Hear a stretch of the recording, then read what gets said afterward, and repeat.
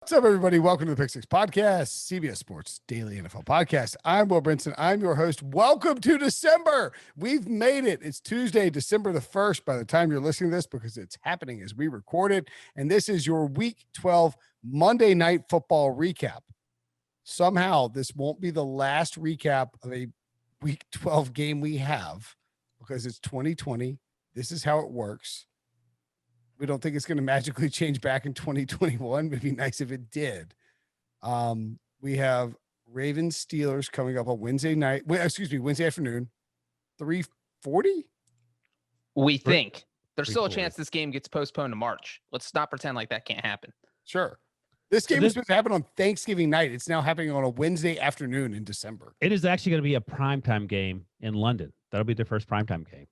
Really? For the people of London. On weeknight. Yeah, they deserve that. Or England or is it time to open up the can of worms that is the Roger Goodell engineered the pandemic just to put football on at primetime in London? I was waiting. I heard that on my sports QAnon site, and I heard that same theory. I knew I was waiting for Brinson to spout it out.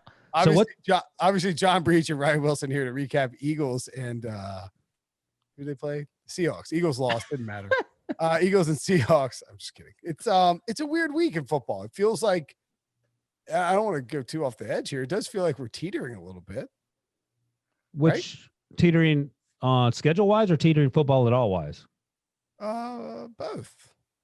Yeah, schedule. When I say schedule wise, I mean in terms of the teams that are sort of playing their way out of playoff contention, and then. Oh no! I meant like I think he's talking about the fact that football might stop happening. Right. About the fact that the Broncos had to play with 0 quarterbacks, that the 49ers have been kicked out of their stadium, and that the Ravens and Steelers have been postponed 17 times. Is that where you went with that, Brinson? I'm basically. Yes, and then now we're headed towards a triple header next Monday, but now it's a double header Monday into a single header on Tuesday with the option for a double header on Tuesday if something goes wrong. It's a lot of bonus podcasts. The listeners, this is our Cyber Monday special. We're just throwing out the bonus podcast with all these games.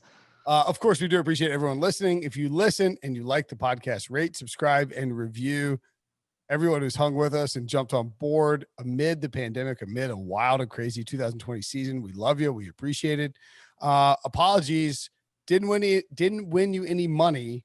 Well, maybe. Didn't win any money on the props off the Monday Night Football preview. Mike McClure and I loved Chris Carson overs, carries and rush yards. He ended up with 8 carries for 41 yards, despite the Seahawks leading basically the entire time. The reminder there is Pete Carroll's a liar. That's on me. I fell for it. I lost a bunch there too. Carson did score a touchdown, so that was good, but Carlos Hyde out carried him 15-8. Pete Carroll is the ultimate liar. It's unbelievable. And I would say that there could be no bigger liar, except we heard repeatedly that Jalen Hurts was going to get first team. He got first team reps all week. He was going to see 20% of the plays. He came in for one play and threw one pass, despite Carson Wentz being just awful. And the Seahawks beat the Eagles 23-17. You know what? Should I go to Debo first here? Yeah, just to recap. Yeah, just to recap on the last Sunday night podcast thing. I said I was on the Giants. No, actually, I have a recording of what you said. Hold on. Oh, God. The Cowboys will be 3-3 after they win tonight, and they have a path to 9 wins. That's Breech. That's Breech imitating me, because Breech is on the Cowboys. I'm on the Giants. You're on the football team, right? Is that right, Brinson? Yeah, no. I'm on Washington. Yeah, I'm on the football team. And Debo's on the Eagles. You know what's funny is, who do you think feels the best right now about their chances? If I had to rank it, I would go Brinson, me, Debo, and then Wilson, because the whole Daniel Jones injury. Daniel Jones is going to play, but anyway, that's he's not. He's done, man. He's got a hamstring, man. If he's playing, he's 50%. Yeah, the report out there is like he's going to miss some time. He's fine. Anyway, I want to set up Darius Slay. By the way, after the game, he got destroyed by DK Metcalf. Man, I lost every 50-50 ball. I let the team down. I got to play better. Ouch. He should have sent that from Carson Wentz's Twitter account. Anyway, sorry. Let Debo speak. I just want to set up who was who. Debo.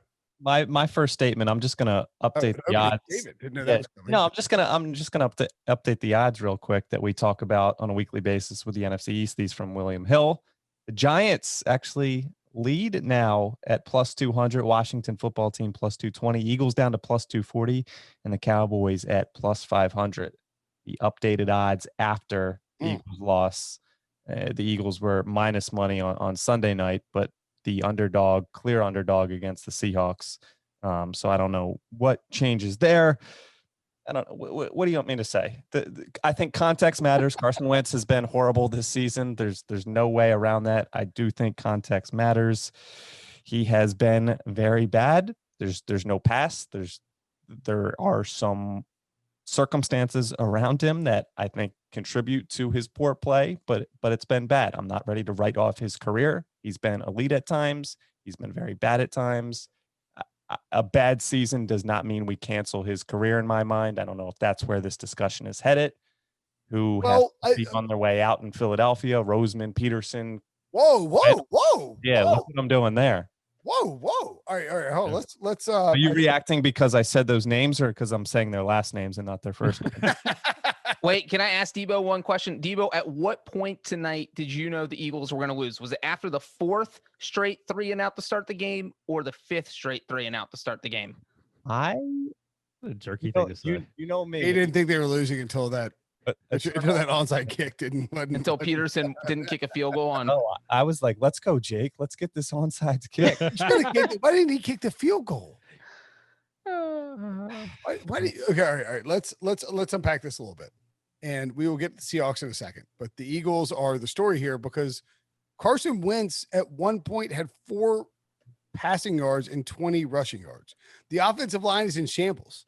Jason Peters, Lane Johnson, who's a stud, played through like 17 different injuries and just couldn't take it anymore and he said that his ankle was, I believe, quote, hollowed out and just finally had to call the dogs off and step away from the season.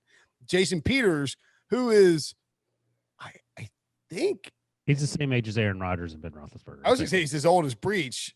He's probably as old as Breech and Mary are the same age. Like he's old enough to be Debo's uncle. And he feels like you and Breech in the morning when you get out of bed. But the difference is he has to play left tackle. And he's like, I'm going to move to guard because I'm so immobile that I can't play tackle. One of the probably a Hall of Fame tackle or at least close to it. Their offensive line is a disaster.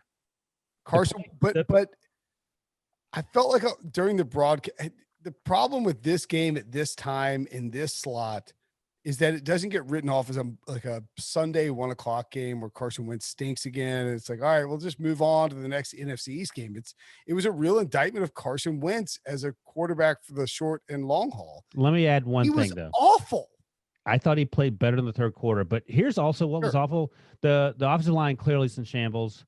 Why in God's name you're benching Travis Fulgham for Alshon Jeffrey? I don't understand. Speaking of Breech and Brinson, you guys can get separation better than Alshon Jeffrey. The play calling was absolute dog doo-doo. Doug is. I don't know what Doug is doing. They are not helping Carson Wentz is my issue. We talked yesterday. Yesterday we talk all the time. Mitch Trubisky, if he were in Kansas City, you guys loved him a little more than I did. And Matt, Carson Wentz would not be this terrible in Kansas City is my point. Oh, no, of course not. Yeah, that's my point. How many quarterbacks, considering the circumstances, would kind of overcome everything that Carson Wentz has to deal with? I think it's limited to one hand. Not to say that Carson hasn't played. It's limited to one finger. Maybe Patrick Mahomes. Who else? I don't think Patrick Mahomes is coming out of college and overcoming this. No, like this year, for example. Tom Brady is literally I think Russell Wilson would. Okay. I'll give you those two. But like Tom Brady. Like Aaron Rodgers. Aaron Rodgers, maybe. Yeah. But not for as long because he's older. And we've seen Aaron Rodgers when they start losing. Like Aaron Rodgers quits at halftime if they're down by 2 touchdowns. So I think the Eagles are never down by 2 touchdowns. They're always in every game. This is what bugs me more than anything. It's like you're watching, like, what is Doug Pederson doing? Why is he not just running mesh every play? Well, and that's the thing. Crossing routes every play, give Carson Wentz easy opportunities. And I think this is ultimately the problem. Doug wants to run his offense, and Carson doesn't want to run Doug's offense. Carson Wentz wants to be a Carson Wentz quarterback, and he's hell-bent on extending plays and forcing throws into spots. They're not on the same page at all. And we can talk about the offensive line. We can talk about the weapons all we want. They had enough weapons out there tonight where there's no excuse. Right? Yeah. Dallas Goedert played great. Yeah. Dallas Goedert. Jalen Reagor's a stud. Miles Sanders is a second round pick. Reagor's a first round pick, obviously. Goddard's a high pick, second round pick. Travis Fulgham, we're not going to, Greg Ward, whatever. Those guys aren't monsters or anything, but like he has weapons. He has better weapons than Cam Newton in New England. Is Jalen Reagor a stud? Yeah, I think Jalen Reagor's good. That's the question. Yeah. Is he a stud? Because now we can also talk about the revenge factor of Howie Roseman taking JJ Whiteside over DK Metcalf. Yeah, you're big on the revenge thing. I don't think that was the least of Howie's concerns on Monday night. And there was DK Metcalf would be a net plus for the Eagles right now. Yeah, he would, but I don't think like that's not motivating DK Metcalf. I think DK is just dominating. Tom Brady routinely talks about how he wants to burn everyone who passed on him to the ground. But Tom Brady also cried in a documentary 15 years after the fact about how he got passed. That's because he's emotional. Yeah, but he's like, these 6 teams picked quarterbacks over me. You don't think that DK Metcalf's like these 8 teams picked wide receivers? Yeah, no, I'm sure. Like when he wakes up in the morning, he's reading this "What I Got to Do Today" calendar. Like motivation's at the top of it, but I don't think it's every living moment for him. Yeah, but then when he watches the Eagles highlights or plays against them like he did tonight, how happy do you think he is that he didn't get drafted by the Eagles? Career high in receiving yards against one of the teams that drafted. I am a spiteful person. What? And I'm sure that I firmly believe that people are motivated by spite. I think DK Metcalf in the short term, it's a lot of work to be motivated by spite in the full, like over the long haul. But maybe you've mastered that. It helps. It helps if you're a professional athlete who needs to manufacture chips on your shoulder. Anyway, maybe Aaron Rodgers, Jordan Love. That's right. Or more spite. Yeah. Tom Brady's entire career is built on chips on his shoulder. Anyway. But let me just say this: Tom Brady could be as spiteful as he wants to be, and even Aaron Rodgers to some extent, because of his age. That spite ain't gonna manifest itself into wins playing on this. If they were the Eagles quarterback this year. This is a 12-win team with Russell Wilson. I think you are absolutely utterly drunk. Thank you. What? 12? The Eagles? They would win. The Eagles have a way better They would win 4 times as many games as they're winning with Carson Wentz. Is what you're saying with this exact same roster makeup. The Eagles have already locked up the NFC East with Russell Wilson instead of Carson Wentz. Absolutely. Oh, easy. Any of the teams in the NFC East would have already locked up the NFC East with Russell Wilson. He said 12 wins. There's a huge disparity between Russell Wilson as your quarterback and winning the NFC Well, if you East. got Russell Wilson, you get to play the Washington team twice, the Dallas team twice. And then you get to play the Seahawks quarterbacked by Carson Wentz. Right. That's a free win too. You guys, once again. But Will, you admit it, the circumstances and the injuries and just being gutted.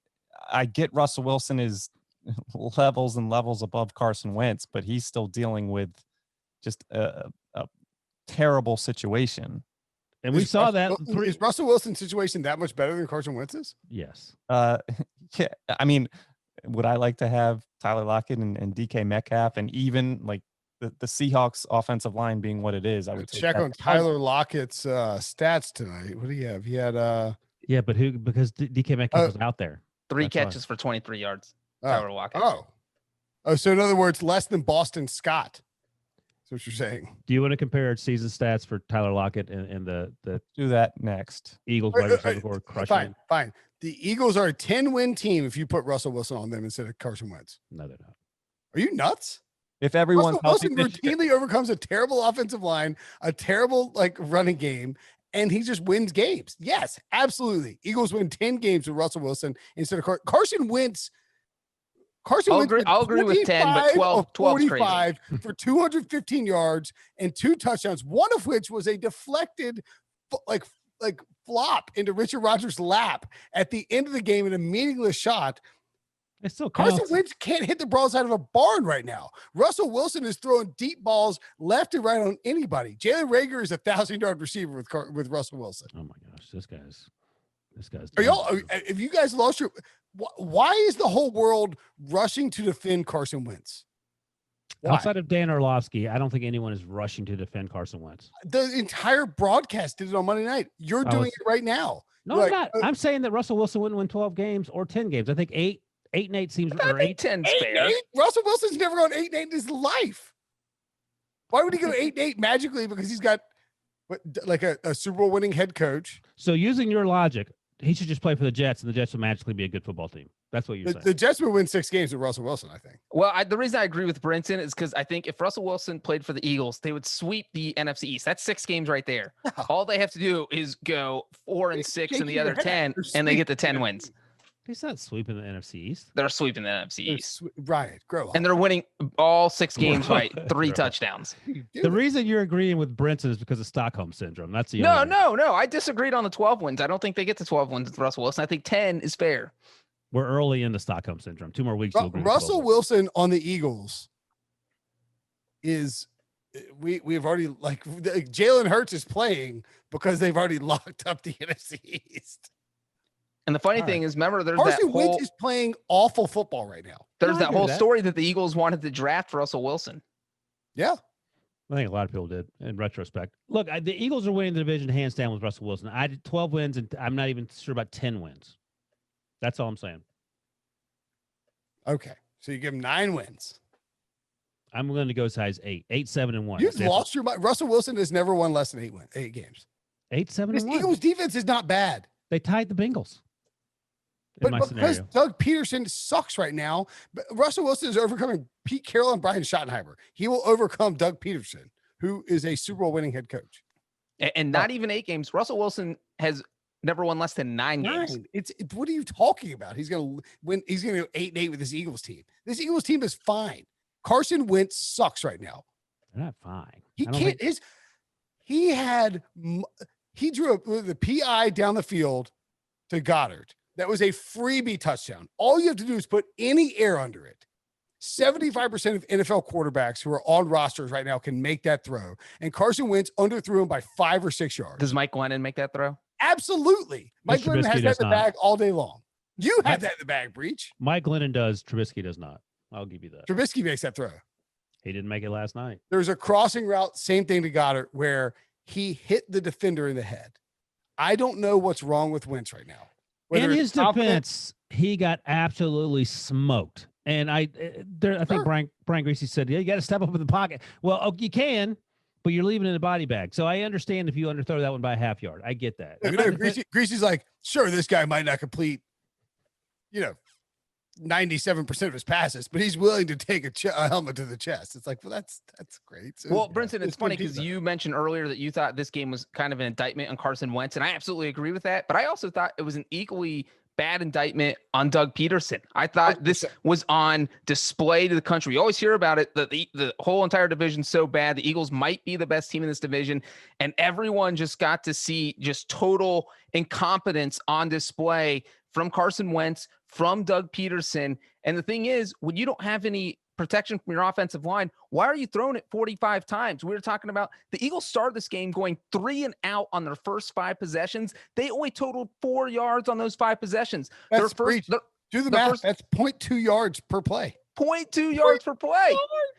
And 8 of it, I think, was on a run from Miles Sanders, which was the Phillies' longest run of the game, or Carson Wentz at a 20-yard scramble. So, but the point here is that, so on those drives, their first 10 plays, they only called 2 runs. Like, they just give up on the run before it even starts. They're trying to sling the ball. And when half your offensive line's injured, your guard's playing with a broken toe, and your quarterback is happy feet and airmails every pass, you can't throw the ball 45 times. And that's on Doug Pederson for coming with these cockamamie game plans that just aren't going to work. What's Carson Wentz supposed to do?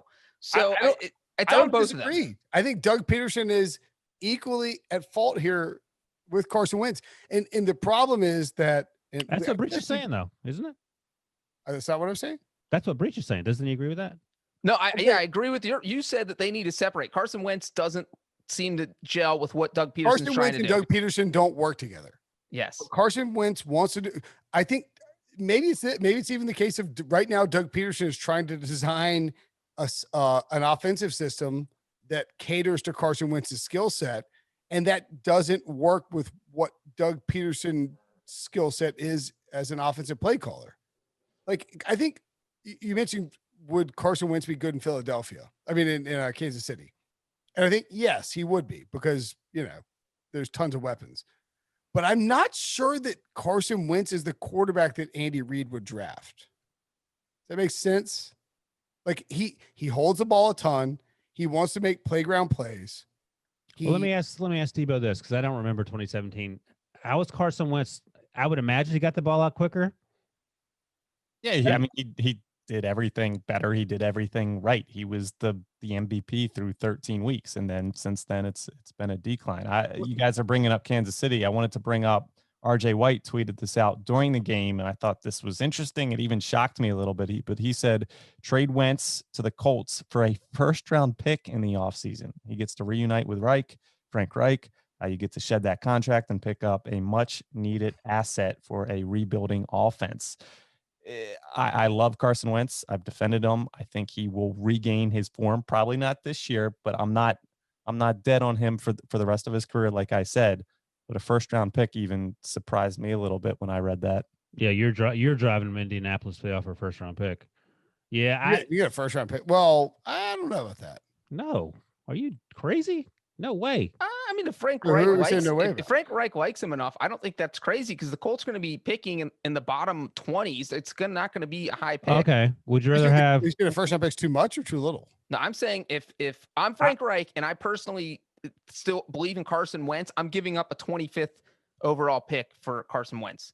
That's all they want. I'm saying it's way too much, because here's the conversation. Hey, how about a first-round pick and some change for Matthew Stafford, or a first-round pick for Carson Wentz? Well, I mean, I hate to break it to you guys. Phillip Rivers has been way better than Carson Wentz this year. Okay, Phillip Rivers, if he played for the Eagles, they would be 0-16. Right. Phillip Rivers has been. Oh, he's got 12 wins if he's on the Eagles. I know. Phillip Rivers would be terrible on this Eagles team because the offensive line is awful. But Phillip Rivers has been way better than Carson Wentz this year. No one's arguing that. We're just saying the situation. Carson Wentz would have an offensive line in Indianapolis. He'd have weapons. I think he would do well there. And now you're teetering on a discussion of, is Doug Pederson a problem? I don't think that's teetering. I think it's pretty clear that he's a problem. I mean, is Doug Pederson a bad coach? When Frank Reich left, we've had this conversation before. Debo's brought it up. When I've asked him, Frank Reich left and things took a sharp turn south. And John DeFilippo. Let's not forget him. I mean, I've said it before too. I don't like the lack of offensive coordinator. Just have someone in that role. As a head coach, you're doing a lot of things across the organization. We made that analogy before. Have someone in that role.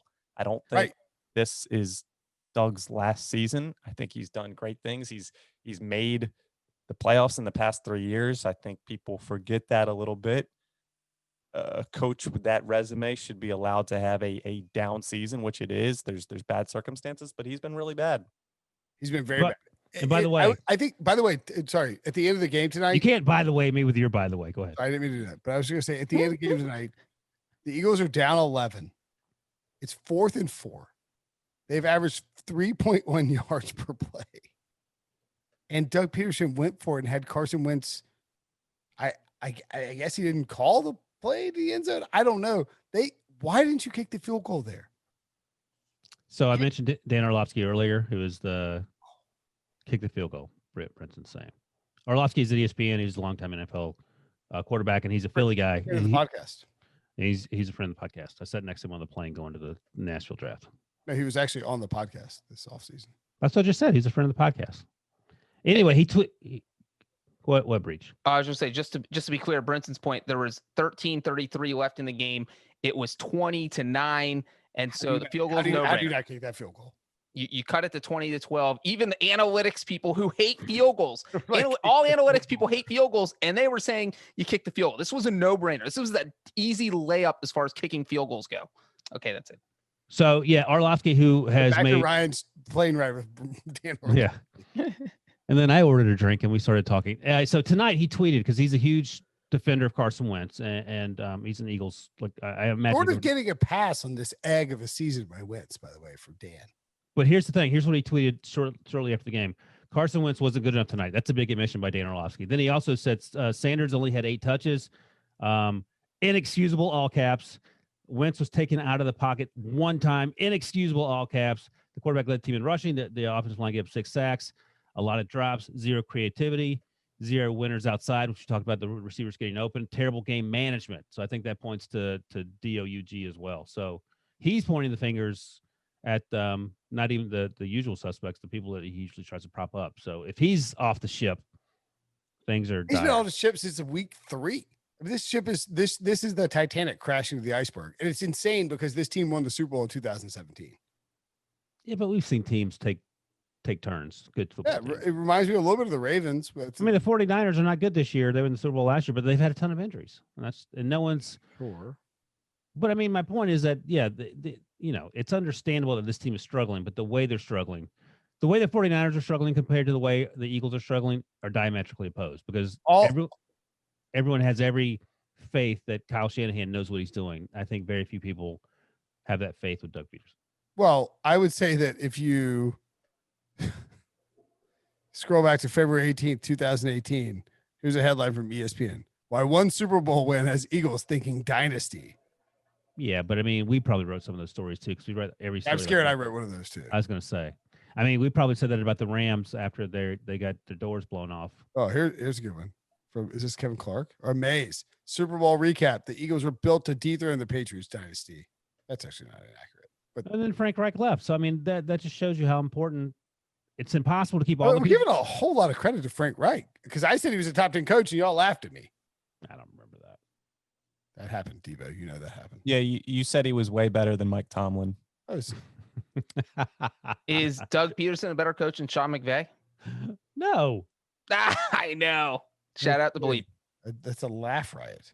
Oh yeah, I didn't even get that, but yeah, I don't think anyone would. I'm sure, even Cody Benjamin. You know what though? Looking back at kind of how this game went down. Let me finish my thought. Oh yeah, I thought the story was done. And no, Cody Benjamin. Yada yada yada. I know. I think Cody up at the Spearmint Rhino. I think our coworker Cody Benjamin, who's an Eagles fan, would agree that Sean McVay's had a much better season than Doug Pederson. That's my point. Go ahead, Breech. Cody is an Eagles fan. I haven't seen him it's a WWE. He's very upbeat about the Eagles prospects in general. Right. I keep waiting for this turn from Debo and it won't happen. Like the twist from Debo where he's like, that's it. I'm out on Doug. Howie's dead to me. Carson can eat it. I'm waiting for that mathematical elimination. And then even when that happens, I just turn my sights to Jamar Chase, which they'll pass on for Jamar Chase. And Debo, you're in the NFC East. You can't be mathematically eliminated until week 17. I thought they were doing a Sixers thing. I was like, who's this basketball player? That's where they're at. He's going to save the. Eagles, I do think that wide receiver thing that is like they took Jalen Reagor over Justin Jefferson and Arcega-Whiteside over DK Metcalf. That's in back-to-back years. That's a really I think Howie Roseman is one of the best general managers in football. Those are two bad blunders at wide receiver. Yeah, but here's the thing about DK, and I've sort of talked about this before. He had that neck injury. People didn't know if he was going to be healthy. So we talk about the 3-cone drill, and that's he was in everybody's top 10 in the draft out of the combine. Wilson. No, that's right. He ran 4.3. But there were concerns. Like I don't care about when I'm looking at these guys. I don't care how injured they are. But I mean, that's a legit concern if you're spending money on guys. So I understand that. But it's hard to explain why J.J. Arcega-Whiteside sucks. I think a lot of people thought he was a second-round pick, and the Eagles weren't alone in that. They just struggle with that pick. And what was the other one that you mentioned? Oh, Reagor and Justin Jefferson. I mean, that one was Justin Jefferson went 22. I mean, he went after Henry Ruggs. He went after Jerry Jeudy. But everyone and their brother had the Eagles connected to Justin Jefferson. Oh, I see what you're saying. Yeah. And it was like a freebie, and then he went Reagor instead. And Reagor hadn't been bad; he's been hurt. But Jefferson is competing with Justin Herbert for Rookie of the Year. Jalen Reagor was very explosive at TCU. Justin Jefferson would be helping this Eagles teammate a lot more than Jalen Reagor. I don't know. But little plug here: Justin Jefferson joined Patrick Peterson and Brian McFadden tonight on All Things Covered, available now anywhere podcasts are found. He was shocked that he was the 5th wide receiver taken, and we brought up that Eagles. He didn't know, or he. I mean, he went that late. He went that late. I forget. Pat P's an LSU guy, so that's how. Yes. I keep wondering who gets these guests for the show, and I'm like, all me will. Do you get these guests for my show? Our show. But yeah, he was. I mean, he was pretty shocked that the Eagles passed on him himself. Some good content coming out of there. Yeah, of course. He thinks bloggable content. He thinks he's the Rookie of the Year. Yeah, he should. He's doing great. It's like 6-1 right now. I was actually legitimately excited when he came on set of the combine. I was very excited that he measured 6'1" or whatever and weighed 215 and ran a 4 something. The twist for me has been that not that he couldn't be productive outside. I always thought he could, but he was so productive in the slot his final year at LSU. I thought that he would need to be in 3 wide receiver sets to dominate. I asked him that. That's not the case. I asked him that. I said, so, you play a lot of slot, blah, blah, blah. He goes, my year before I played a lot outside. I'm not worried about it at all. I was like, all right. Who's that for you? We did the thing again. Do we need to take a break, Debo, or no? Nah, let's just skip it. Let's talk a little. I'm done talking Eagles. Let's talk Seahawks. No, that's what I'm saying. Do we need to take a break? We're Seahawks. Skip it. Yeah, let's skip the break. Debo's feeling it. So the Seahawks won the game. DK Metcalf career high receiving yards, 177. Hello. Russell Wilson, 230 passing yards. That's a substantial percentage to DK. Chris Carson, 8 carries, 41 yards and a touchdown. Pete Carroll's a liar. A liar. Carlos Hyde, 15 carries, 22 yards. What are you doing? Why are you dragging this carcass known as Carlos Hyde out there when we could have been lighting up the Eagles defense with Chris Carson and winning my prop bets? Pete, I digress. Tyler Lockett did nothing. How do we feel about the Seahawks? I feel a lot better about them because where did this defense come from? I mean, the first 10 weeks of the season, Russell Wilson was like getting surgery on his back because he literally had to carry this team. He had no defense. They were on pace to give up more than 7,000 yards. They just looked absolutely horrible. All of a sudden, we saw it in their last game against the Cardinals, slowed down Kyler Murray, held the Cardinals offense in check. And at the time, I think the Cardinals were putting up the most yardage per game in the NFL. They are not anymore because they are in a rut. And then this game, they sacked Carson Wentz 6 times. We know the Eagles' offensive line is bad, but the Seahawks' defense was bad. So there was no reason to think they were just going to dominate, and that's exactly what they did. Before that fluky final drive with the Hail Mary touchdown, the Seahawks had held the Eagles to under 200 total yards. Jamal Adams played great, and to be honest, both of the Eagles' touchdowns in this game were fluke. Not only did we have the Hail Mary, but the one before the end of the first half came because the refs – I have no idea what the refs did, but on a play that should have been intentional grounding and a 20-yard loss, Carson Wentz threw the ball out of bounds when he was being rushed. The ref said that the ball got to the line of scrimmage. It was 3 yards short. It was not close at all. It should have been intentional grounding. It wasn't. And then the Eagles ended up scoring a touchdown on that drive. So I thought the Seahawks defense, because it looks so legit right now, that's 2 weeks in a row. If they keep playing like this, all of a sudden they're a Super Bowl contender. I did not think they were Super Bowl contender 3 weeks ago because defense wasn't good. Now I'm changing my mind. I thought they were Super Bowl contender. By the way, the Bengals should petition the league to include that 3-yard rule, and Randy Bullock would have 2 more wins. And the Bengals would be much better than they are now. No, I look, Breech, you know why the defense is better. Jamal Adams is back, and your guy Carlos Dunlap is a huge benefit to that defense as an edge rusher. And also, you mentioned it, Kyler Murray was hurt last week, and then this week the Eagles' offense is one big walking pile of ineptitude. But I think they are better, and I don't remember what I ranked. I think last week it was the Saints, Packers, Seahawks, and I still think that's the order for me right now in the NFC. Saints, Packers, Seahawks. I think it's the order I had last time we spoke about this. I would go Saints, Rams, Packers. Yeah, you keep going with the Rams. I don't get that. Better defense. Defense is going to matter in the playoffs. It does. Defense You just spent 30 minutes talking about Russell Wilson overcoming everything, and now you're going with Jared Goff over Russell Wilson. Think about that for a second. The whole point was if Russell Wilson played with the defense that didn't suck, he'd win 12 games. Breech just explained to you, as I explained to you previously, this defense doesn't suck anymore. They're just now. I'm going to explain to you something. I'm ready. I'm holding on. No, I'm going to get this out of the way because I don't want to hear it in the next few weeks. Do you know what the Seahawks schedule looks like?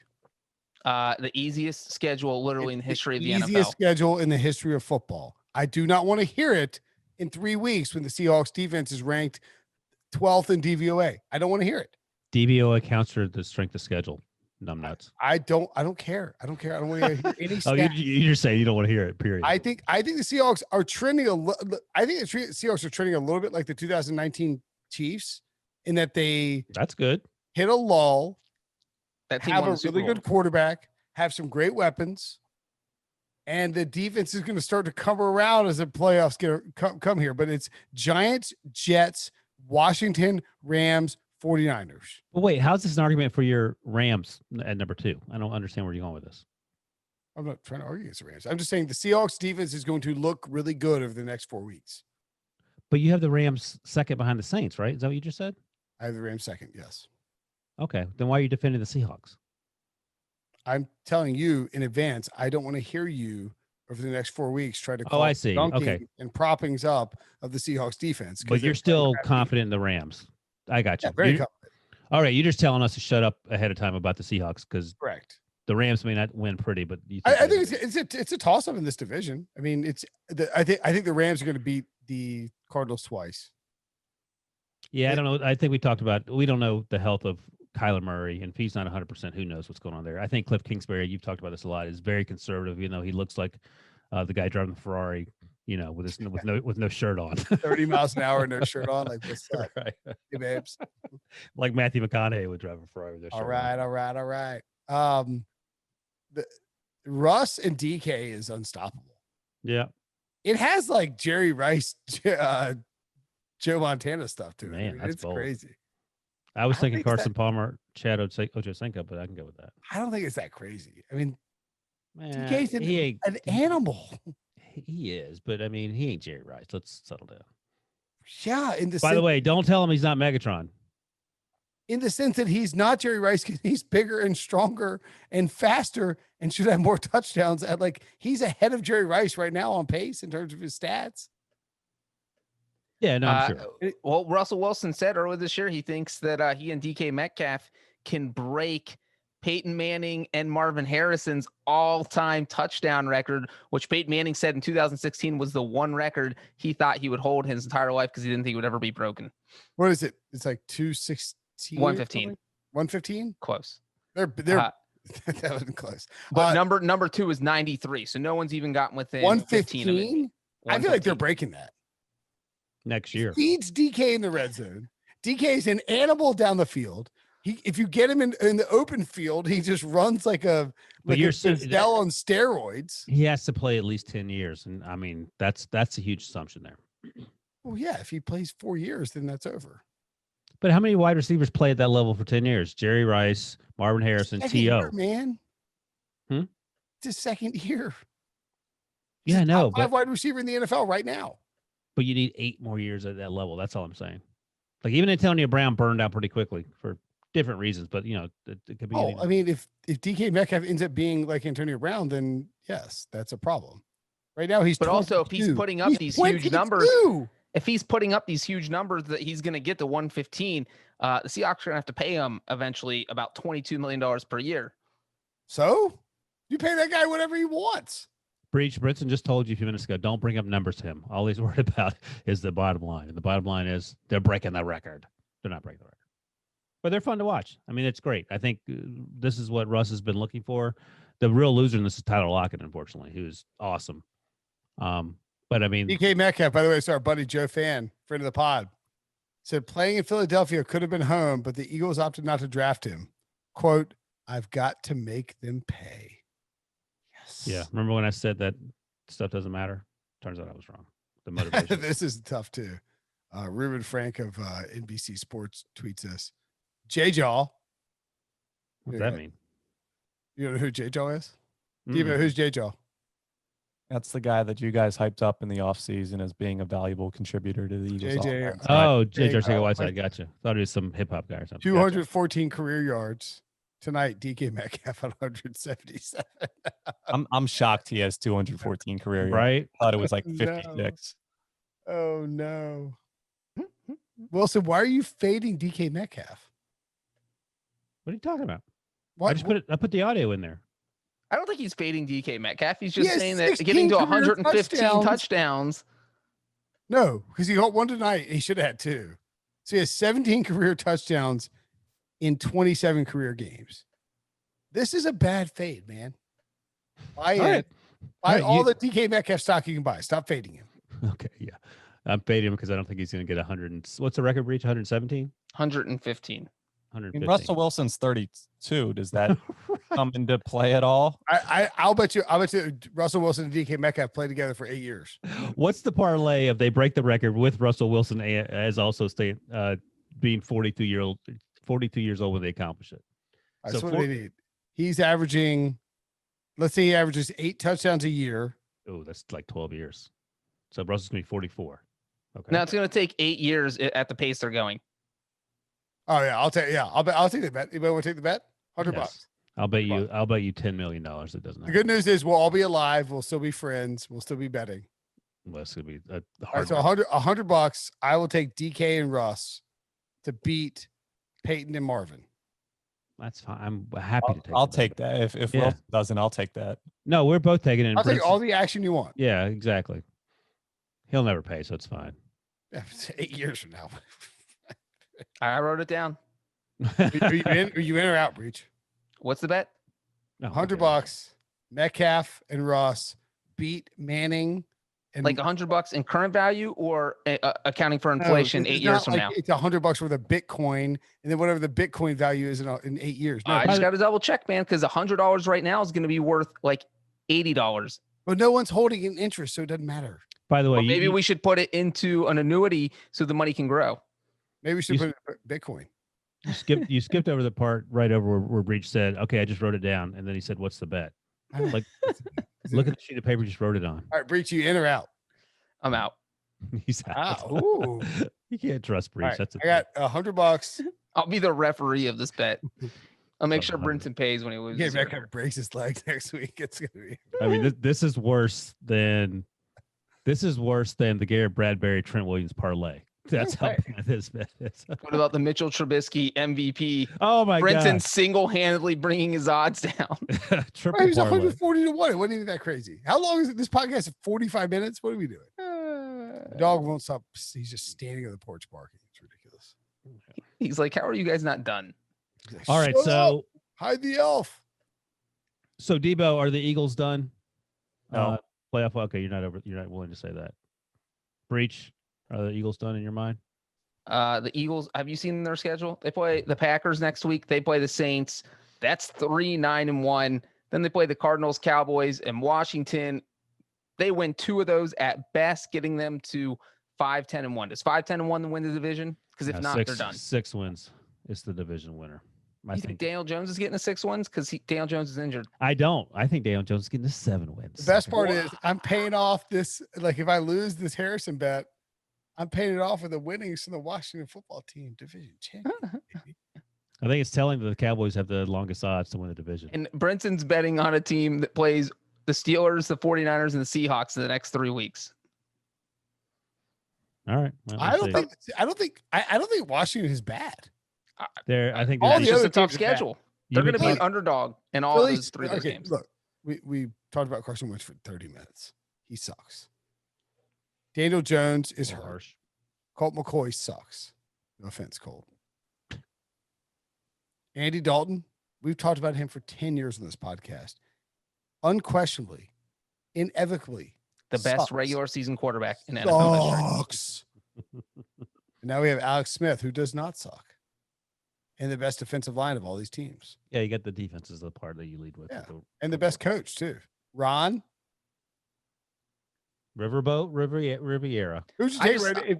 If you're picking a head coach right now, this head coaching in the NFC East is going sideways. Would everyone stick with the team they originally picked, knowing what we know after week 12? Like Daniel Jones is injured. Ryan, would you stick with the Giants? I'm all in on the Oh, Giants. stop it. I think Debo, Daniel- are you still with the Eagles? I am all in. Oh my goodness. I'm still with the Cowboys.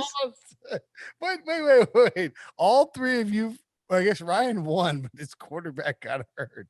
And he's all in. Y'all All are morons. I mean, What are again, the odds for Washington? I'm going to hammer this tomorrow. this is like watching, like you blindfold a bunch of 3-year-olds and tell them to try to win a race, and like you go halfway there, and like one's ahead of the other. You're not you don't care. It's just it's blind luck. What do we think the odds are that the NFL goes to 8 playoff spots? I feel like it's kind of high. I don't know. I mean, they're trying their hardest to make sure they get all these games in, and I feel like they just want everything to be as close to normal as possible. Well, just think about it. We had this nightmare coming out of Thanksgiving that I don't know how the NFL didn't account for or think about this. The fact that everyone's going to be with their families and there was going to be a crazy spread.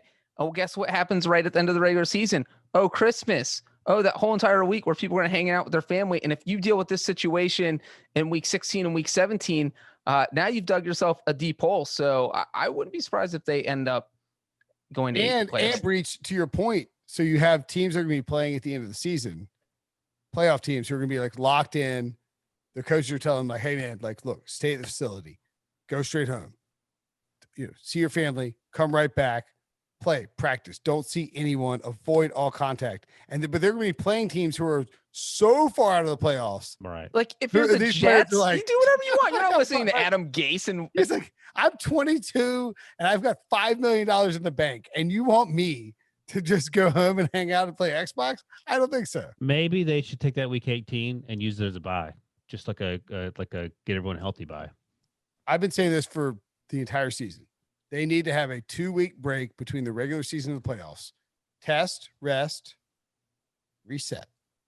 Oh, you need one more. But the problem with that is, what are those people doing during that 2-week break? Like, where you take the playoff teams and you say, hey, look, you're a part of the playoff roster. Put them in the bubble. You're in the bubble. Yeah, or do the same thing you did with them during training camp. I mean, they're not going to be, the holidays are bubble holidays everybody are over. for the playoffs. And once you're eliminated, I mean, it's one game, you're out, you're done. Go crazy. And you can even get rid of the extra bye week between the championship game and the Super Bowl. Just use that bye week earlier, and that way, if you're concerned about that, I saw Mike Silver reporting on NFL media that they could play the Super Bowl as late as March 17th. That's been the talking point for a while. I'm sure Breech knows the exact dates. I wrote a story about it. But I mean, it does make sense. Like because it's one thing to make the Broncos play with Kendall Hinton in week 12. And just to be clear, we talked about this on the podcast yesterday. It was explained by Adam Schefter why they did it, because it was contained to that group, and Breech sort of mentioned this last night. No, but I'm saying that it's totally different if you have hypothetically Chiefs and Titans in the divisional round, and Patrick Mahomes can't play. Right, we talked about that too. Exactly. That's a problem. This is basically like, how we used to wonder how Roger Goodell punished people, and just whatever whim came across his mind, that's how he punished, because it's random. I think it's the same way with this. Yeah. Yes. I would. Kendall Hinton has to start. Patrick Mahomes is sick. We're gonna have to wait 2 weeks. They're like, who is Kendall Hinton? It's like he's your guy. All right, that's it. That's the show. Lasted a long time. It's weird how when we do Eagles shows that Debo doesn't try to rush out of here. Send a let's wrap message about 17 minutes ago, but good point. Why would I get these alerts? I don't. You just gotta look at Slack, and it tells you. Oh yeah, sorry. I see it. You said can break shortly, and then got 14 tweets from Breech and Wilson. Anyway, that's the show. See you guys tomorrow.